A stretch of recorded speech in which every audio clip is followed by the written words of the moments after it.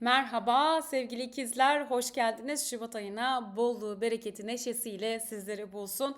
Evet, Şubat ayı zorlu bir ay demiştik. Gerçekten yoğun etkilerle geliyor ve sizin için 3-9 aksında çalışacak. Konuşmalar, yazmalar, yurt dışı işleri, seminerler, yeni bilgi eğitimler, böyle yoğun bir temponun içinde geçen bir Şubat ayı. Hemen 2 Şubat'la başlayalım. 2 Şubat Aslan Dolunay'ı 01.09'da gerçekleşiyor ve Berat Kandilimiz tabii ki iyi kandiller olsun hepinize. Yürekli Aslan'ın yanlış yerlerde çıkışlarına dikkat diyoruz. Yürekli Aslan tam 3. evinizde. Konuşmalar, görüşmeler, yakın çevrenizle etkileşiminizin arttığı bir Şubat ayına giriyoruz. Arkadaşlarınız, ifade etmeye çalıştığınız duygular, bunlar çok yükseliyor. İlhamınız güçlü. İnsanlarla konuşmalar ve yazma, çizme, iletişim becerileriniz güzel bir şekilde çalışacak. Tabii ki Aslan'ın o duygularınızı ifade etme, duygularınızı sergileme ile ilgili güzel noktada çalışıyor olacak burada Ay Aslan'da. Özellikle kardeşiniz, dostlarınız, onlarda Aslan'ın o sevgisi, paylaşıma açık noktaları, neşeli olmak, çocuksu olmak, yan yana gelmek, orada kendinizi cesurca ifade etmek, esprili olmak, bunlarla ilgili çok güzel çalışacak sizin için. Yakın çevrenizde yalnız burada Aslan tabii ki Mars emsiyle burada biraz karşıtlık yapıyor. Kötü anlamda şöyle abartılı ifadeler verebilir. Duygusal ve zihinsel olarak yüksek, coşkulu olduğundan fazla bir takım durumları abartma, dramatize etme yönleri yüksek çalışıyor olacak. Öte yandan çekici de hale getiriyor sizi. Ortaya çıkmasını istediğiniz düşünceleri çok güzel şekilde aktarabilirsiniz. Özellikle yazar olan, işte blog, edit bu gibi şeyleri yapan, işte sosyal medyada çalışan, yazı yazma işlerini sergilemek istiyorsanız bu Aslan Dolunay'ı size çok yardımcı olacak. İlham yönden çok destekleyici, üretken yönden çok iyi. Yine bilgi, iletişim, akademik konular demiştik. Tam karşıt evinde o kova sütanyumuyla yurt dışı meseleleriniz varsa, yolculuklarınız varsa, seyahatleriniz varsa bunları düzenlemek yine iş ve ticaret alanınızda önemli yükselen etkileri gösterecek. Bunları ortaya çıkaracak.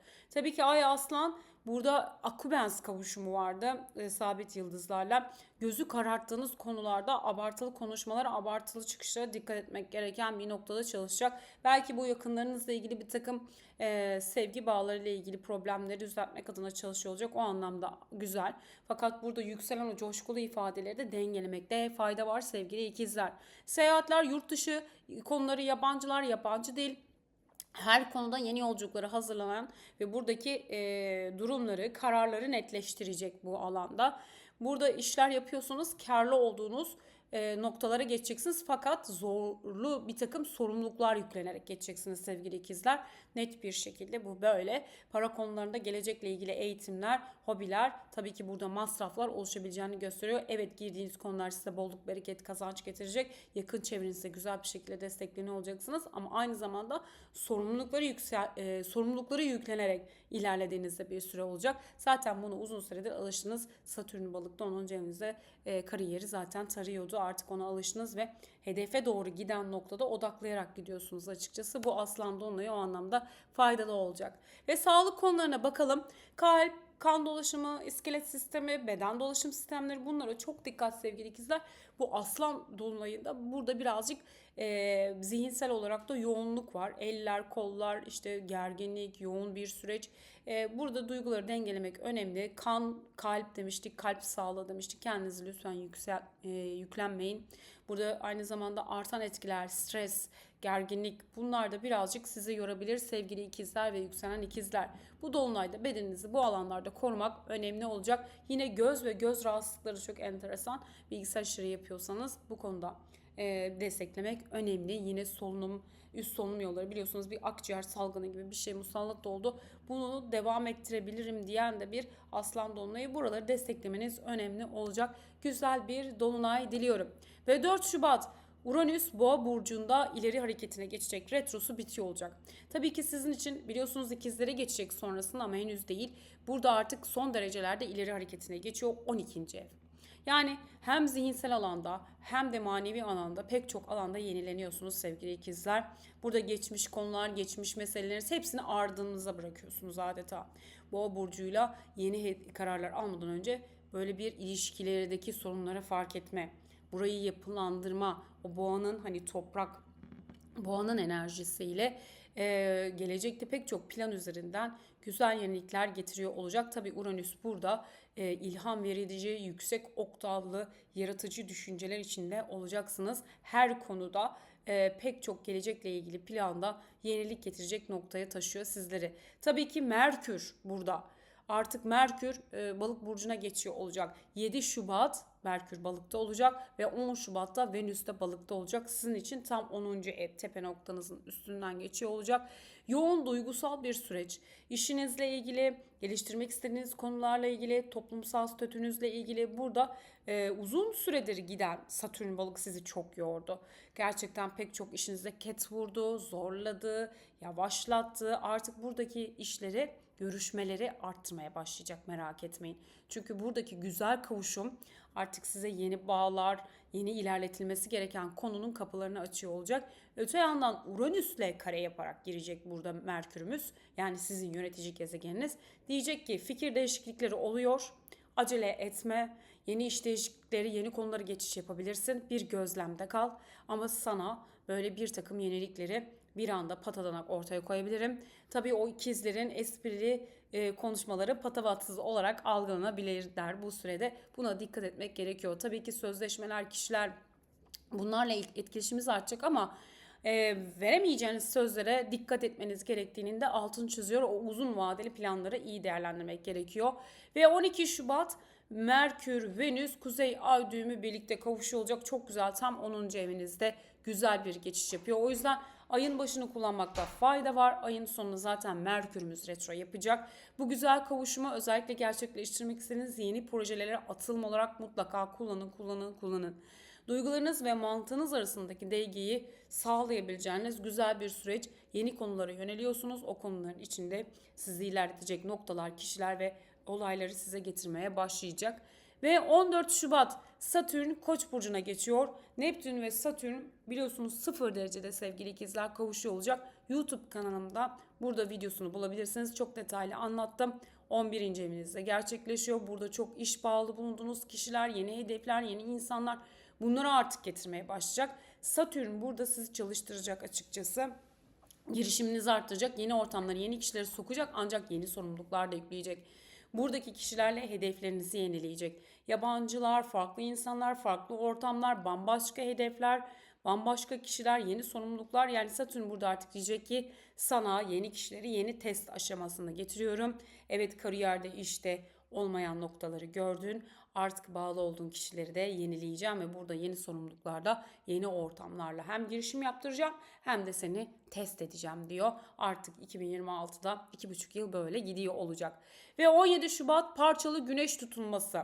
Türkiye saatiyle 15'te gerçekleşiyor. Öğleden sonra 3'te ani etkilerle zorlu, yıkıcı bir güneş tutulması sevgili ikizler. Evet, Şubat ayımızın en zor kısmına geldik. Ay boyunca zaten ve sonrasında da bu güneş tutulması etkilerinde olacağız. Ve sizin için 9. ev. Pek çok konu yıkıcı dedik ama aynı zamanda da yeniliyor. Yani burada yolculuklar, yabancılar, eğitimler, yeni konular, hayat felsefenizin değişmesi, çok önemli bir sürece giriyorsunuz sevgili ikizler ve yükselen ikizler. Artık tamamen pek çok konuyu yenileyeceksiniz. Özgürlük, bağımsızlık, adalet, hedefleriniz üzerinde farklı kişilerle farklı konulara ortaklı çalışmalara doğru ilerlediğiniz bir sürece giriyorsunuz. Yine ilahi konular, yüksek frekansla çalışacağınız insan hakları, toplumdaki olaylar burada birebir öğretmen ve eğitici vasıflarınızı da ön plana çıkartabilir. Uzak yerlere taşınmak, yolculuklar, yabancı ülkelere gitmek, göç etmek, yeni kişiler, yeni işler.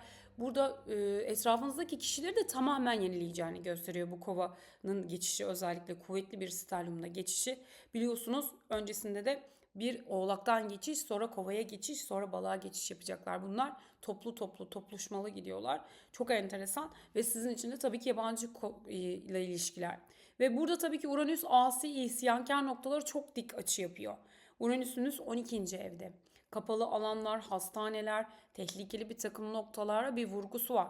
Burada bazı konularla özellikle dik açıda bağlantı yaptığı için tehlikeli noktalara da lütfen dikkat. Yolculuklarınızda, yurt dışı işlerinizde kimlerle iş yapıyorsunuz? Yine yaşamla ilgili değiştirdiği noktalara fazlaca ani ve beklenmedik bir şekilde gerçekleşebilir. Tabii ki bu kötü değil. Hepimizin haritası farklı. Bunlar genel yorum. Bunlar aynı zamanda pek çok fırsatı da getirecek ikizlerle ilgili ve aniden birden ortaya çıkmasıyla birdenbire bir yolculuk, birdenbire yenilenen bir hayat standartına da sizi çekebilir. Hayırlısı olsun.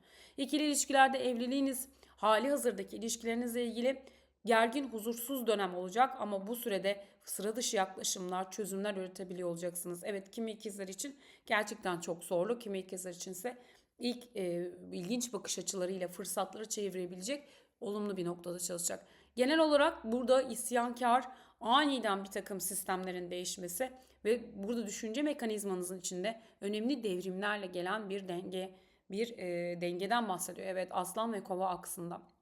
Burada ne kadar dengede kalırsanız, hani özgürlükçü, bağımsız özellikleri ortaya koyarken isyankar ve burada ani çıkışlara karşı çözümler üretebilen o parlak dahiyane tarafınızı kullanabilirseniz oldukça faydalı. Bu dengeleri korumak gerçekten güçleşebilir.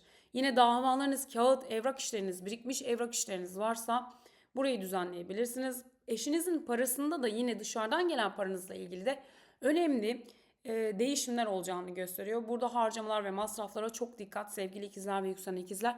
Güneş tutulması birazcık böyle parayla ilgili konuları etki alanına alıyor. Önemli parasal değişimler içinde olacağınızı gösteriyor. İnşallah bu bolluğa, berekete doğru açılan geçiş olsun diyelim. Sağlık konularına baktığımız zaman yine kalp, kan dolaşımı, bacaklar, işte baldırlar, zihinsel yorgunluk, dağınıklık, zihinsel dağınıklık ve gerginlik getirebilir. Üst solunum yolları yine akciğerler hedefimin içinde olduğunu gösteriyor. Burada hassasiyet devam edebilir. Sevgili ikizler, bedeninizde bu alanda lütfen koruyun.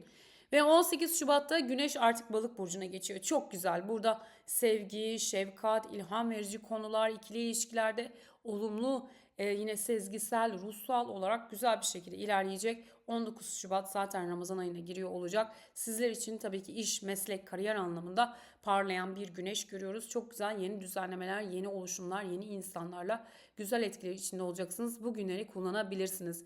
Ve ayın en olumlu günleri 22 Şubat ve 23 Şubat. En şanslı günler. Bunları kullanın. Özellikle Ay Boğa geçişinde Venüs Jüpiter'le çok güzel üçgen yapıyor. Sizin için tabii ki iş, meslek konuları, bunları geliştirmek, ikili ilişkilerle ilerletmek istediğiniz konular, bunlarla çok güzel. Yine 23 Şubat pazartesi Güneş Fam altı yıldızıyla kavuşuyor. Harika. İşle ilgili güzel konulara adım atabilirsiniz. İşle ilgili başlangıçlar yapabilirsiniz. Yine Venüs 10. evinizde, Jüpiter 2. evinizde, para konuları çok güzel çalışıyor olacak. İlişkinizde yeni bir boyut atlamak, yeni işlere imza atmak, yeni bir iş açmak, bu günleri kullanın. Ve 26 Şubat Perşembe Merkür yönetici gezegeniniz Balık burcunda retro yapacak. Tam tepe evinizde gerçekleşiyor. Yanlış anlaşılmalar, yanlış anlatmalar, yine geçmiş işle ilgili bir takım pürüzler, problematik yapılar, haberlerin gecikmesi, bunlar oluşmaya başlayacak. Hazırlıklı olun. Ayın son 2 günü iyi değil. Bu günlere dikkat. Ve 27 Şubat'ta da en zorlu günlerden bir tanesi Mars Uranüs'le kare yapıyor olacak. Tam 9. evinizdeki Mars'la 12. evdeki Uranüs. Sizler için tabii ki burada yolculuklara çok dikkat. Arabanızın bakımı, sıra dışı hızlı değişen konular, hızlı konular etkiler getirebilir. Mesafeli görüştüğünüz kişilerle, yine manipülatif etkilerle bir takım bilgi ağınızda zorlanmalar, yanlış anlaşılmalar, kavgalar, gerginlikler, zorluklar getiren bir süreç. 27'sine lütfen çok dikkat sevgili ikizler ve yükselen ikizler. Onun haricinde bu ayın zaten ortalarındaki olumlu günleri kullanmak çok güzel olacak. Sizler için yeni bir hayat, yeni bir bilgi akışı, yurt dışı konuları, taşınmalar, bunlar çok aktifleşecek ve hayatınız birden hızlanacak. Hayırlısıyla, bolluğuyla, bereketiyle gelsin. Beni izlediğiniz için çok teşekkürler. Sevgi ve selamlarımla.